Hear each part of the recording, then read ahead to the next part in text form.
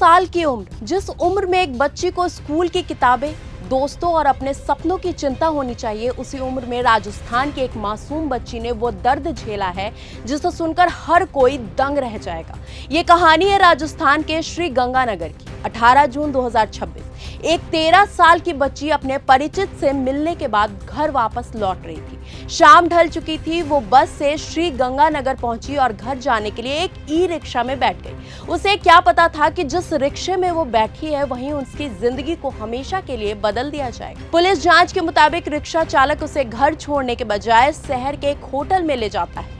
रास्ते में बच्ची ने कई बार पूछा कि वो उसे कहां लेकर जा रहा है, लेकिन हर बार उसे बहला दिया गया। जब होटल पहुंचा तब तक बहुत देर हो चुकी थी। आरोप है कि वहां उसी ऑटो वाले ने मासूम बच्ची का सौदा कर दिया था। उस रात से शुरू हुआ 5 दिनों का ऐसा भयानक सिलसिला जिसे सुनकर किसी की भी रूह कांप जाएगी। जांच में सामने आया कि 18 जून से 22 जून 2026 तक लगातार 5 दिनों तक उस बच्ची को अलग अलग होटलों में बंधक बनाकर उसके साथ दुष्कर्म किया गया। और इन 5 दिनों में एक नहीं, दो नहीं, बल्कि करीबन 30 से ज्यादा दरिंदों ने उसकी अस्मिता को रौंद डाला। उधर घर में उसकी माँ और परिवार परेशान थे। रात बीत गई, फिर एक दिन बीता, फिर दूसरा, फिर तीसरा, लेकिन बच्ची का कोई पता नहीं चला। परिवार रिश्तेदारों के घर गए, दोस्तों से पूछा, आसपास तलाश की, लेकिन कहीं कोई सुराग नहीं मिला। 22 जून को आखिरकार परिवार पुलिस के पास पहुंचते हैं और बच्ची की गुमशुदगी की शिकायत दर्ज कराई। इधर पुलिस भी कुछ संदिग्ध गतिविधियों की जांच कर रही है। जैसे जैसे जांच आगे बढ़ी, कुछ ऐसे सुराग मिले जिन्होंने पूरे मामले की दिशा बदल दी। कई होटलों पर नजर रखी गई, सीसीटीवी फुटेज खंगाले गए, संदिग्ध लोगों की पहचान शुरू हुई और फिर 22 जून को पुलिस ने बच्ची को बरामद कर लिया। जब बच्ची मिली तब उसकी हालत बेहद खराब बताई गई। उसे तुरंत मेडिकल जांच के लिए भेजा गया। उसके बयान दर्ज किए गए। मामले की गंभीरता को देखते हुए जैसे जैसे जांच आगे बढ़ी, एक एक करके आरोपी सामने आने लगे। पुलिस ने कई लोगों को गिरफ्तार किया।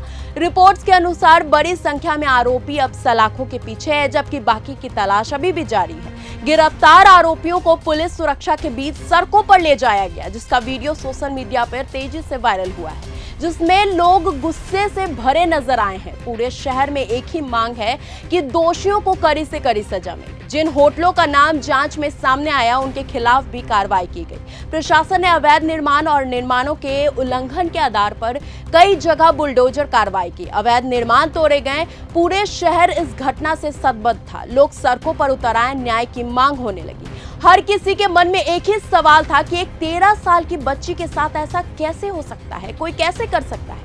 क्या किसी को कुछ दिखाई नहीं दिया? क्या किसी ने उसकी मदद करने की कोशिश नहीं की? और अगर ये सब एक नेटवर्क के तहत हुआ तो वो नेटवर्क कितना बड़ा था? इस बीच अस्पताल में बच्ची से मिलने केंद्रीय मंत्री चिराग पासवान भी पहुंचे। उन्होंने बच्ची और उनके परिवार से मुलाकात की और भरोसा दिलाया कि इस मामले में न्याय जरूर मिलेगा। उन्होंने कहा कि दोषियों को किसी भी कीमत पर बख्शा नहीं जाएगा और पीड़िता को हर संभव सहायता दी जाएगी। इन सवालों के जवाब अभी जांच के दायरे में है। पुलिस का कहना है कि मामले में शामिल किसी भी व्यक्ति को बख्शा नहीं जाएगा। जांच जारी है, गिरफ्तारियां जारी है और कोशिश यही है कि इस पूरे मामले की सच्चाई सामने लाई जाए। लेकिन इस घटना ने एक बार फिर पूरे समाज को सोचने पर मजबूर जरूर कर दिया है। हमारी बेटियां कितनी सुरक्षित हैं? क्या एक बच्ची का अकेले घर लौटना खतरे से खाली नहीं है? और आखिर कब तक ऐसी घटनाएं हमारे समाज को शर्मसार करती रहेंगी? आज वो बच्ची अपने परिवार के साथ है, लेकिन उसके जीवन पर जो घाव लगे हैं उसे भरने में शायद बहुत लंबा समय लग जाएगा। उम्मीद सिर्फ इतनी है कि उसे न्याय मिले और इस अपराध में शामिल हर व्यक्ति कानून के सामने जवाबदेह बने। लेकिन इतिहास ये जरूर याद रखेगा कि 13 साल की एक बच्ची ने 5 दिनों तक दर्द सहा। पूरे देश उसके लिए इंसाफ मांगने के लिए खड़ा है।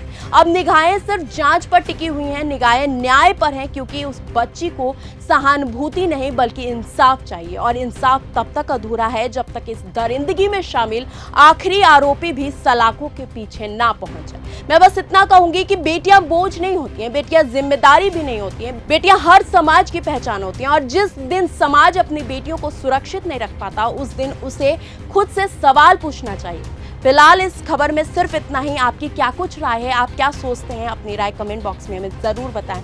तब तक के लिए धन्यवाद। अगर आपको ये हमारा वीडियो पसंद आया हो तो इसे लाइक और शेयर करना बिल्कुल ना भूलें। साथ ही हमारे चैनल न्यूज गंगा को सब्सक्राइब और फॉलो जरूर करें, ताकि देश और दुनिया की हर बड़ी खबर आप तक सबसे पहले पहुंचे।